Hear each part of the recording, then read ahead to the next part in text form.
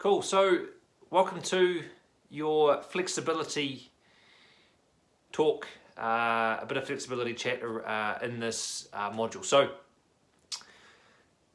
with your training, it is important that you are covering all of your bases. So you're taking care of your recovery, you're taking care of your nutrition, you're doing your strength training, and you're also doing your conditioning in order to get you fit and ready for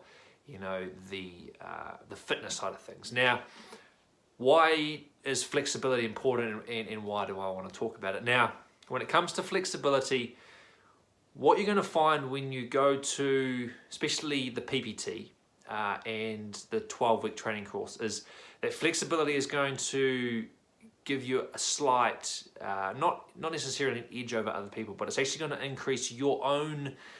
comfortability, if that's even a word, when it comes to some of the stuff that you're going to be doing, especially confined spaces. Now, if you're able to, put your arm, in certain places, or you can sort of tuck your knees into your chest, or, you've got good flexibility through your hamstrings, etc. It's not going to make or break your time at the 12-week course or even the PPT, but it's just going to round out your training quite nicely and make your time there easier. That's probably the best way to put it. Now, when it comes to flexibility, I'm not talking, you needed to be doing the splits, or you need to,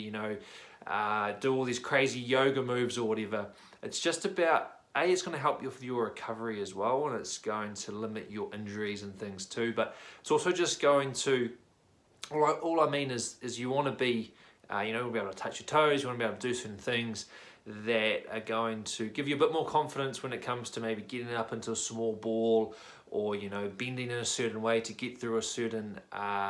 spot within the confined space course, or whatever it might be. I believe it's important. I don't believe that you need to be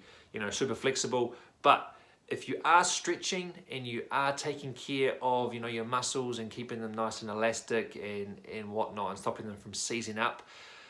it's not only going to help you in those areas, but it's also going to help you with your recovery and your own training too. So just some of the basics, your quad stretches, etc., but not looking at it as 10 or 20 seconds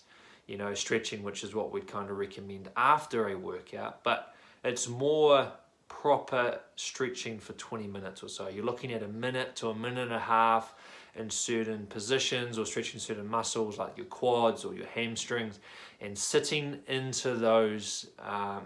passive static holds or stretches, and actually breathing through the pain or the discomfort that you enter, and just working through to allow your muscles to relax and then slowly move and open up. So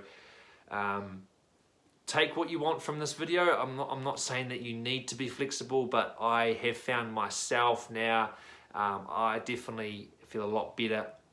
from being more flexible and taking the time to stretch and allow the body to recover, and the ligaments and the joints to be a lot more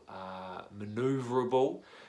It's definitely something that I recommend, and it's something that I think that you, out as a trainee or as an applicant firefighter, could definitely benefit from. So it's a benefit, not a must. But if you've got any more questions on the flexibility side of things, please reach out. But just a quick little snippet here for you, just to talk about why I believe being a little bit more flexible and putting flexibility into your training program, into your regime as part of your recovery, is definitely going to benefit you in many different areas, especially when it comes to that confined space course.